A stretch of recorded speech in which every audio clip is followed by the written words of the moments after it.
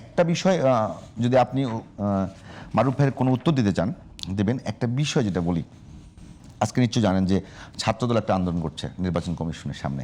এই নির্বাচন কমিশনকে নিয়ে সবচেয়ে বেশি অভিযোগ ছিল এনসিপির, সবচেয়ে বেশি অভিযোগ ছিল এনসিপির। কিন্তু এখন এসে দেখা যাচ্ছে যে এনসিপি যে জোটে আছে তাদের পক্ষে কোনো না কোনোভাবে নির্বাচন কমিশন ঝুঁকে গেছে। আপনাদের পক্ষে গেলে কি নির্বাচন কমিশন ভালো, আর বিপক্ষে গেলে খারাপ? দেখেন, আমরা শুরু থেকে বলেছি বর্তমান যে নির্বাচন কমিশন, প্রধান নির্বাচন কমিশন, সে হচ্ছে বিএনপির দপ্তর সম্পাদক।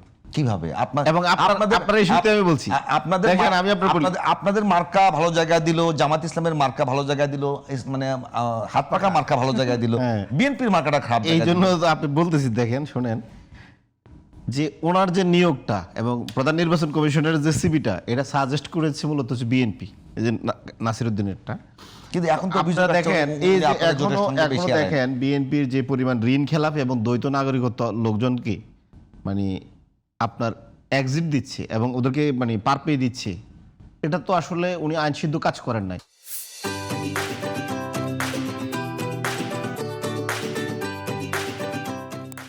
উনি দেখেন কত বেশি দুষ্টামি করলেন এবং গোয়ারতমি করলেন। 2008 সালের শেখ হাসিনার ফেসিস্ট নিবন্ধন আইনে বা ওই সময় 111 গভর্নমেন্টের ফেসিস্ট আইনে উনি আমাদেরকে শাপলা না দিয়ে শাপলা কলি দিচ্ছেন। আমাদের যদি এখন আমরা যদি ধরেন অনেকের কাঁঠাল চাইছি, ওই কাঁঠালটা তো বেশি দেয় নাই। অনেকের দেখছি মানে এখন যদি আমরা ইলিশ মাছ চাইতাম তাহলে কি দিত সে? ডিম, ইলিশের ঝাটকা ইলিশ দিত, জাটকা লিস্ট। মানে এটা কি কোনোভাবে? আচ্ছা আমার বলেন, যেই দলটাকে কাঁঠাল দিল ওটারে সে কি দিতে পারতো? কাঁঠালের মোচা পাতা সহকারে। এখন সে তো পুরো কাঁঠালটাই দিচ্ছে, এনসিবির কি দিচ্ছে? মানে অফুটন্ত শাপলা কলি, এটা সে ফুটতে দিবে না।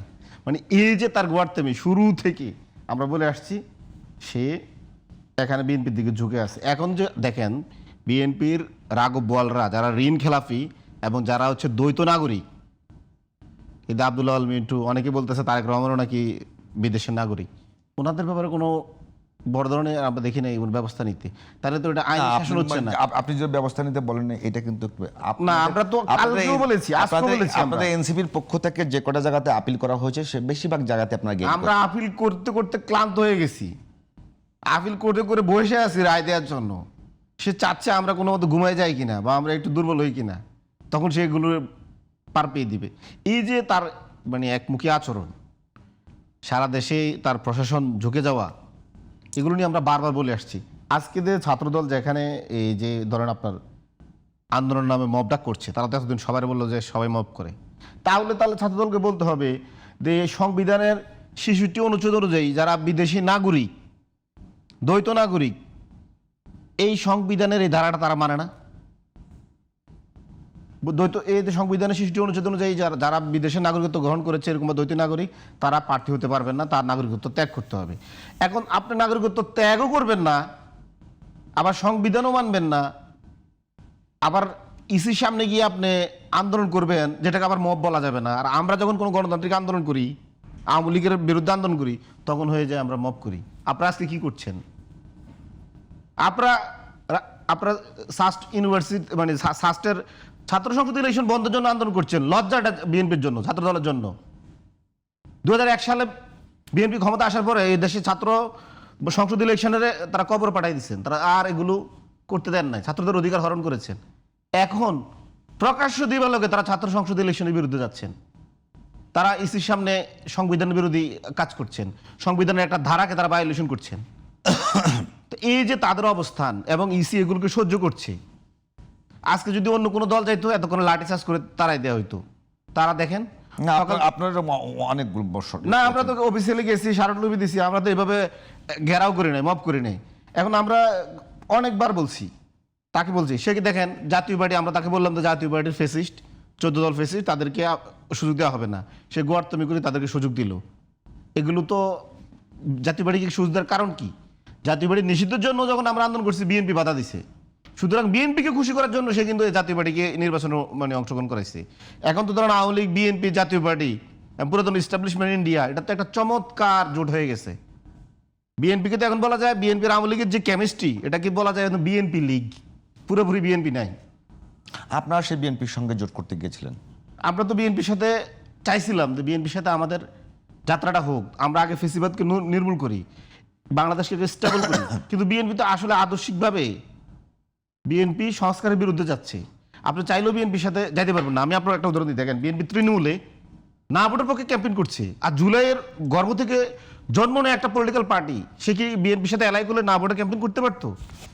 অনেক জিনিস তাদের সাথে আমাদের মিলে নাই। সবচেয়ে বড় জিনিস হচ্ছে তাদের সাথে না ইসলামী আন্দোলন বলেন, জামাত ইসলাম বলেন, বিএনপি বলেন, আমরা সবাইকে তো সহযোদ্ধা মনে করি, প্রতিযোগী মনে করি। আমরা তো বলেছি যে কোনো সাথে আমাদের ঐক্য হতে পারতো, কোনো সমস্যা হতো না। তো এখন বিএনপির সাথে তো আমাদের হতে পারতো, কেন হয় নাই? প্রথমত হচ্ছে বিএনপি এখানে যে কাজটা করেছে, সে ইন্ডিয়ার প্ররোচনায়, আওয়ামী লীগের প্ররোচনায় এই সংস্কারের বিরুদ্ধে গিয়েছে। জুলাই গণভোটের এগুলো অভিযোগ, না অভিযোগ না, দেখেন আপনি তথ্য আছে আপনাদের কাছে? না দেখেন, এখন বিএনপি চাইলেও যারা সংস্কারপন্থী তাদের সাথে ঐক্য করতে পারবে না, কারণ বিএনপির নাটাই হচ্ছে এখন দিল্লিতে। যারা বিএনপিকে এখন ক্ষমতায় আনার স্বপ্ন দেখাচ্ছে, দূর থেকে বিএনপিকে দেখাচ্ছে এই তো তোমার ক্ষমতা, তারা বিএনপিকে বুঝিয়ে দিয়েছে তুমি যদি এই যারা রিফর্মিস্ট এনসিপি, ইসলামী আন্দোলন বা জামাত বা যারা আমরা বেশি সংস্কারের জন্য একসাথে হয়েছি, ওনাদের সাথে তো আমাদের সংস্কার প্রস্তাবনায় প্রায় 90% মিল, ইসলামী আন্দোলন জামাতের সাথে 90% মিল, আর অপরদিকে বিএনপির সাথে আমাদের দেখবেন 90% অমিল। এখন যারা আমরা সংস্কারপন্থী, আমরা পার্লামেন্টে গেলে সংস্কার করব, এদেশে ইন্ডিয়ান হিজিমনি আমরা চিরতরে নির্মূল করব, ইস্টাবলিশমেন্টের পুরাতন ইস্টাবলিশমেন্ট ভেঙে দিব, আমরা রাষ্ট্র সংস্কার করব, এটা দিল্লি চায় না। এই চায়না বিদায় দিল্লি আমাদের সাথে বিএনপিকে এক থাকতে দিচ্ছে না, এবং বিএনপি তাদের ফাঁদে পা দিয়েছে। বিএনপি চাইলেও এখন বাংলাদেশপন্থী অনেক সিদ্ধান্ত নিতে পারবে না, কারণ বিএনপি বন্দী হয়ে গেছে। বিএনপি অনেক জায়গায় গোপন দস্তখত দেওয়া হয়ে গেছে, আপনি বিএনপিকে চাইলে আর আনতে পারবেন না। আপনি একটা জিনিস খেয়াল করে, তারেক রহমান সাহেব, আমি বারবার বলি, তারেক রহমান সাহেব, আমরা এই ক্যাম্পেইনটা দেখতাম কি আগে, মানে রাজনৈতিক, মানে 5 আগস্টের আগে যে ক্যাম্পেইন ছিল যে আমার সঙ্গে যে থাকবে না তাকে এনিহাও একটা ন্যারেটিভ দিয়ে আমরা করব। এখন পর্যন্ত আপনাদের এনসিপি কিংবা জামাত জোট যারা আছেন, আপনারা জোটের পক্ষ থেকে আপনারা কি করতে চান? ইভেন ইসলামী আন্দোলন কিন্তু সরাসরি অভিযোগ করে আপনাদের এখান থেকে বেরিয়ে গেছে যে আপনারা শরিয়া করতে চান নাকি কী রকম শাসন ব্যবস্থা চান, মানুষের জন্য কি করতে চান, সেটা এখন পর্যন্ত খোলাসা না। আপনার শুধুমাত্র আওয়ামী লীগ আমল যেরকম ছিল যে শুধুমাত্র আমি অন্যকে খারাপ নামে ডাকবো, এটাই আমার মূল এজেন্ডা, তাছাড়া অন্য কিছু আছে? আমরা বলেছি আমরা বাংলাদেশপন্থী রাজনীতি করতে চাই, আমরা নতুন বন্দোবস্ত ইনসাফের রাজনীতি করতে চাই। আওয়ামী লীগও করতো ইনসাফ বাংলাদেশ যদি শরীফ ওসমান হাদির একটা কোডে এখানে উদ্ধৃত করে, যদি বাংলাদেশে ইনসাফ কায়েম হয়ে যায়, 80% ইসলাম অটোই, মানে আপনি এক্সিকিউশন, আপনি ইসলাম কায়েম করেন না ইসলাম না কায়েম করেন, সাধারণ মানুষের জন্য আপনাদের কোনো এজেন্ডা আছে কিনা?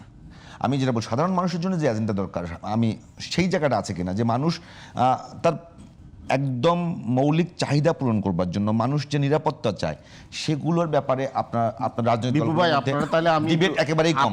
ডিবেট শুধুমাত্র আওয়ামী লীগ আমলে ছিল যে স্বাধীনতা বিরোধী বলা কিংবা আমার সাথে না থাকলে এই জায়গাগুলোতে। এখন আপনার নতুন দ্বিমত হলে তাকে আপনার ভারতের দালাল বানা দিচ্ছেন। না, আমি আপনাকে এই জায়গায় আমি আপনার সাথে মানে শ্রদ্ধার সাথে দ্বিমত করি। দেখেন, যখন 5 আগস্ট শেখ হাসিনাকে আমরা বাংলাদেশ থেকে উৎখাত করি, তখন কিন্তু 8 আগস্ট নয়াপল্টন, আপনার মনে থাকার কথা, বিএনপি একটা মহাসমাবেশ করে। সমাবেশ থেকে মির্জা ফখরুল ইসলাম আলমগীর সাহেব বলেছেন 3 মাসের মধ্যে জাতীয় সংসদ ইলেকশন দিতে হবে।